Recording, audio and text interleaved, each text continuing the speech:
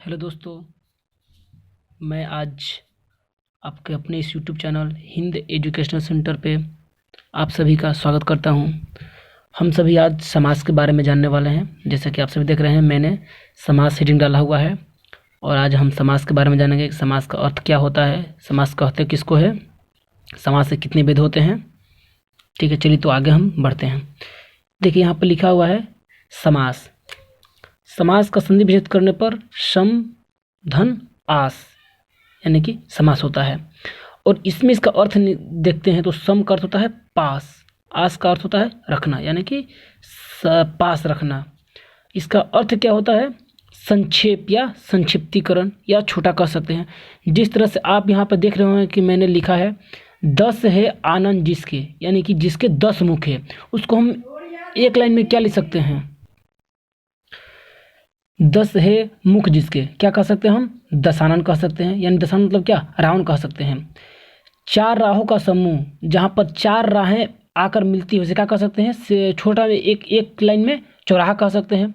गंगा का जल, तो इतना ना कह करके गंगा का जल सिर्फ कह सकते हैं गंगा जल, तो क्या छोटा हुआ ना? तो वही। अब आते हैं इसकी डेफिनेशन के बारे में, देखते हैं परिभाषा क्या होता है इसका। परिभाषा होता है 2 या 2 से अधिक शब्दों के मिलने से बनने वाले शब्द को समास कहते हैं। क्या कहते हैं? 2 या 2 से अधिक शब्दों के मिलने से बनने वाले शब्द को समास कहते हैं। ठीक है, समास में 2 पद होते हैं। कितने पद होते हैं? 2 पद होते हैं। जिस तरह से आप देख रहे हैं यहाँ पर गंगा और यह है जल, तो अभी क्या है? जल स्वतंत्र रूप से है और गंगा भी क्या है? स्वतंत्र रूप से है। तो जो स्वतंत्र रूप से रहेगा वो क्या आएगा? शब्द कहलाएगा। लेकिन यहाँ पर देखिए मिल गया है, तो इससे पूरा ये क्या कहलाएगा? पद बन गया है। ठीक ना? तो इसमें जो गंगा है इसे क्या कहेंगे? पूर्व पद। और जल क्या है? उत्तर पद यानी कि बाद वाला पद। जैसा कि मैं अभी आप लोग समझाने वाला हूँ। देखिए, पहला पद और उत्तर पद मिलकर क्या बनता है? समास बनता है।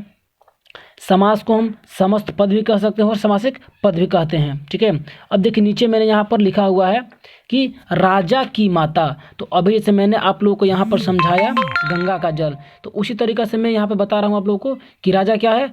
शब्द है, क्योंकि स्वतंत्र रूप से है। माता भी क्या है? स्वतंत्र रूप से, तो क्या है? शब्द है। अब ये दोनों क्या हो चुका है? मिल चुका है। तो राजमाता, तो राजमाता क्या हो चुका है? ये बन चुका है पद है। अब इस पद में कौन पूर्व पद होगा और कौन बाद का पद होगा, यहाँ पर देखिए मैंने लिख दिया है। राज क्या होगा? पूर्व पद यानी कि पहला पद। माता क्या होगा? उत्तर पद यानी इसे दूसरा पद भी कहते हैं। उसी तरह से आगे देखते हैं एक और, गंगा का जल। गंगा का जल में गंगा जल, ये क्या बन चुका है? पद बन चुका है। पहले ये सब क्या था? शब्द था, क्योंकि अलग अलग था।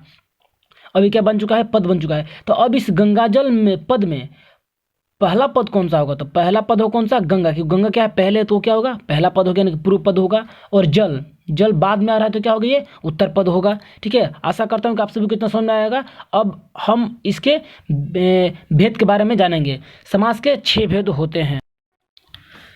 समास के 6 भेद होते हैं। पहला देखते हैं कौन सा होता है। पहला होता है अव्ययीभाव समास, दूसरा होता है द्विगु समास, तीसरा होता है तत्पुरुष समास, चौथा होता है क्रमधारय समास, पांचवा होता है द्वंद्व समास और छठा होता है बहुव्रीहि समास। तो आशा करता हूं कि आप सभी को इतना समझ में आया होगा। अब इससे आगे की जानकारी मैं इसके आगे वाले नेक्स्ट वाले वीडियो में दूंगा, और उसमें मैं आपको इसके भेद को याद करने के ट्रिक के बारे में बताऊंगा और इसके सही बारे में बताऊंगा कि अव्ययीभाव किसे कहते हैं, द्विगु समास किसे कहते हैं, मतलब इन सभी के डेफिनेशन, उन सभी के पहचानने के ट्रिक के बारे में आप सभी को आगे मैं बताऊंगा।